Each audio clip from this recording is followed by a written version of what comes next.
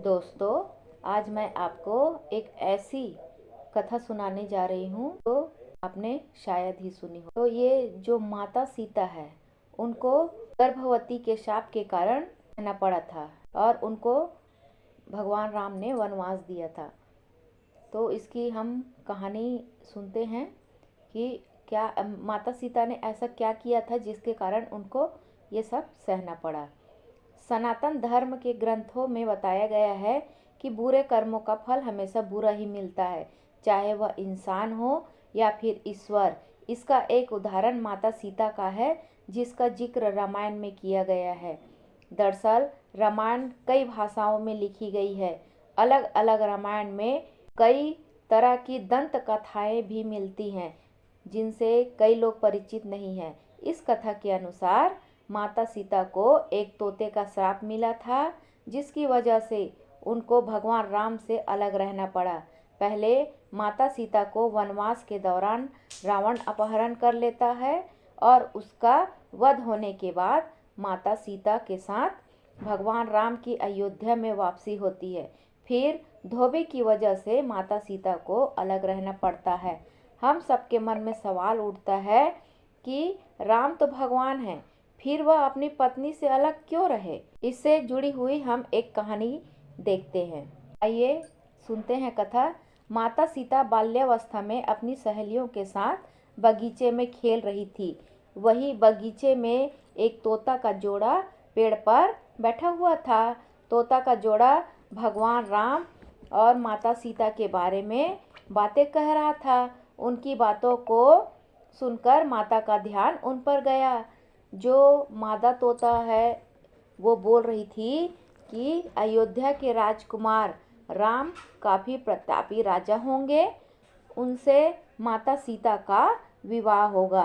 तोते के मुख से भावी पति का नाम सुनकर माता सीता अचंभित हो गई। उन्हें अपने बारे में और जानने की इच्छा जागृत हुई, इसलिए उन्होंने अपनी सखियों से कहकर दोनों पक्षियों को पकड़ लिया।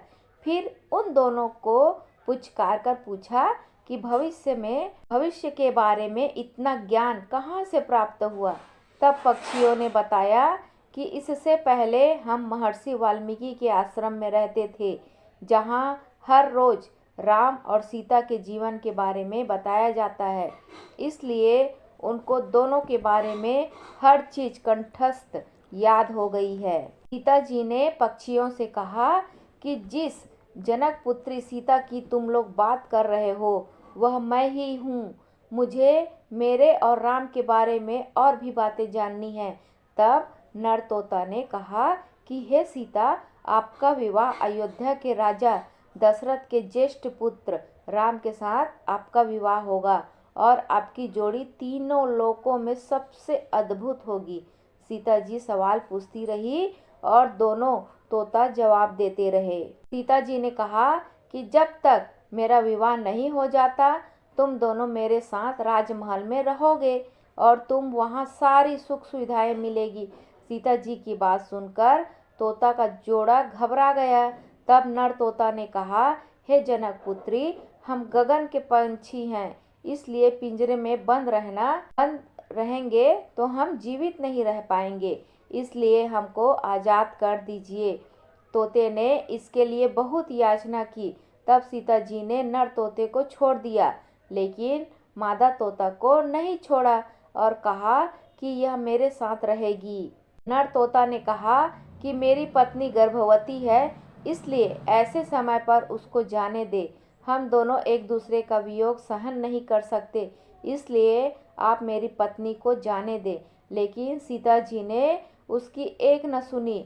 इस पर मादा तोता को बहुत गुस्सा आया और शाप दिया कि जिस तरह तुमने गर्भावस्था में मेरे पति से मुझको अलग कर दिया है, वैसे ही गर्भावस्था के दौरान तुमको भी पति वियोग सहना पड़ेगा। इतना कहते ही मादा तोता ने अपने प्राण त्याग दिए। मादा तोता के प्राण त्यागने के कुछ समय बाद नर तोता के पत्नी वियोग में प्राण चले गए। इससे माता सीता को बहुत दुख हुआ, लेकिन तब तक बहुत देर हो चुकी थी। बताया जाता है कि अगले जन्म में तोता वही धोबी था जिसने माता सीता के चरित्र पर उंगली उठाई थी, जिसके बाद भगवान राम ने सीता का गर्भावस्था के दौरान त्याग कर दिया। तब माता सीता महर्षि वाल्मीकि के आश्रम पहुंची और वहां उन्होंने लव कुश को जन्म दिया। देवी सीता के वियोग की कथा अन्य पुराणों में यह भी मिलती है कि उनका संबंध देवर्षि नारद से माना जाता है। कथा के अनुसार एक बार नारद जी को अभिमान हो गया था कि कामदेव भी उनकी तपस्या और ब्रह्मचर्य को हिला नहीं कर सकता। उन्होंने यह बात अभिमान में शिव को, उसके बाद श्रीहरि को बताई। तब श्रीहरि ने एक योजना बनाई कि नारद को इस बात का घमंड हो गया है जो कि सही नहीं है। इसके लिए उन्होंने एक योजना बनाई और माया रची। जैसे ही श्रीहरि से प्रणाम करके नारद मुनि आगे बढ़े, तब उनको एक भवन दिखाई दिया जहाँ राजकुमारी विश्वमोहिनी को देखकर वह मोहित हो गए। यह सब विष्णु की माया थी। राजकुमारी का रूप नारद जी का तब भंग कर चुका था और वह राजकुमारी को पाने के लिए भगवान विष्णु के शरण में पहुँचे और कहा कि हे प्रभु, आप मुझे अपना श्रीहरि का सुंदर रूप दे दीजिए। तब भगवान ने कहा कि हे नारद जी, ऐसा न हो कि आप इस रूप को लेकर बाद में पछताए। दरअसल नारद जी राजकुमारी का रूप देखकर भूल गए थे कि उनका एक रूप वानर का भी है। तब उन्होंने वही रूप नारद जी को दे दिया। जब नारद जी राजकुमारी के स्वयंवर में पहुँचे, तब पूरी सभा बंदर वाले मुख को देखकर हंसने लगी और राजकुमारी ने भी मुख को देखकर वरमाला नहीं पहनाई। तब नारद जी ने सोचा कि आखिर सभी मुझे देखकर हंस क्यों रहे हैं और राजकुमारी ने मुझे माला क्यों नहीं पहनाई। तभी भगवान विष्णु सभा में पधारे और राजकुमारी ने उनको माला पहना दी।